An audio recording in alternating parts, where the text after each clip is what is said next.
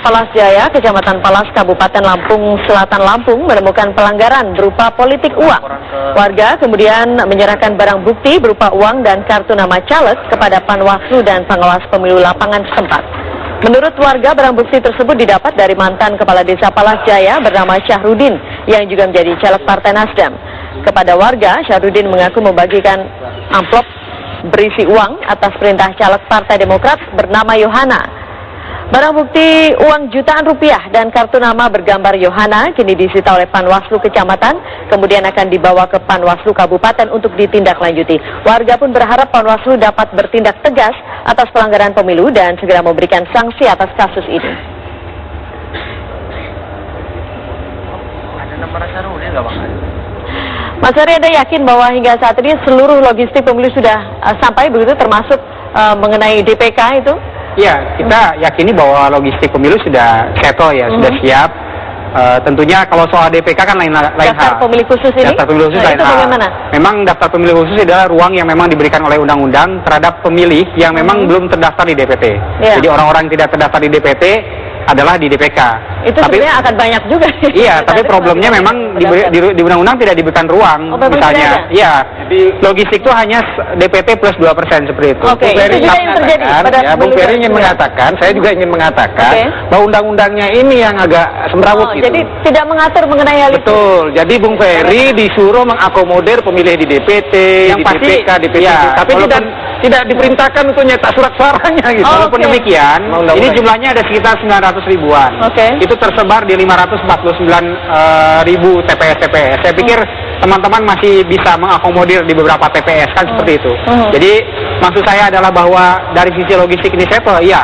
Tapi dalam konteks mengakomodir nantinya ke depan itu soal surat suara ini penting sekali untuk dibahas lebih lanjut seperti itu. Iya, ini selalu menjadi kendala. Artinya di lapangan biar tidak konflik Mbak Feni, khusus untuk DPK, kendati pun perintah undang-undangnya mengatakan dan peraturan KPU 26 mengatakan dia bisa memilih jam 7 sampai jam 1, tetapi karena yang akan dimanfaatkan adalah surat suara sisa dan yang tidak terpakai di DPT, yaitu tadi gara-gara tidak dicetak, karena undang-undang tidak memerintahkan mencetak, maka sebaiknya yang DPK ini juga datang siang-siang, jam 12, jam 1, kalau mereka baru datang jam 5, nggak mau di TPS, ribut pula itu nanti. Sama saja, tidak ada surat suaranya nanti. Iya. Dan Pak Prayitno, mungkin terakhir, apa yang harus kita lakukan nih terkait dengan masih banyak teror menjelang pemilu, 2 hari menjelang pemilu masih banyak juga begitu gangguan keamanan potensinya. Fokus kemungkinan ancaman ini kalau menurut saya terorisme.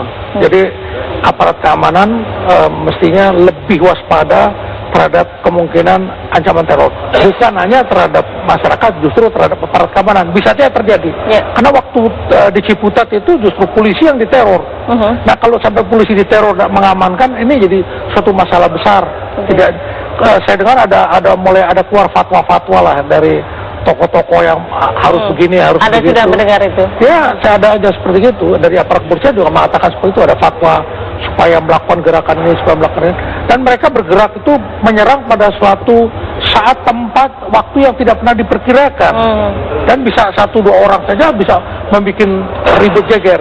Perkara Aceh ada lokal Aceh, perkara sana lokal di sana. Tapi perkara poso yang sekarang menyebar ke mana-mana, yang diwaspadai Jakarta. Jangan sampai di Jakarta ini nanti timbul teror.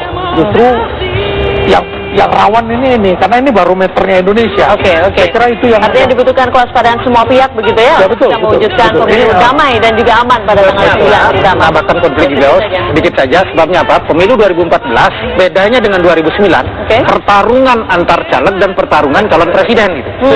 Jadi suasana ini kan tidak nampak 2009. Tidak nampak. Jadi, walaupun demikian, tapi saya menganggap bahwa inilah kompetisi yang sehat dan sebuah proses demokrasi. Jadi kalau misalnya seluruh stakeholder terkait juga saya pikir saling berangkulan untuk konteks pemilu yang sehat tadi, saya pikir nggak akan terjadi teror-teror seperti itu. Kita harapkan seperti itu ya. Kita harapkan seperti itu. Mas Heri, Pak Putu dan juga Pak Prayitno sudah bersama kami di Apa Kabar Indonesia Malam kali ini. Saya akhiri Apa Kabar Indonesia Malam hari ini. Saya Feni Anastasia. Sampai jumpa.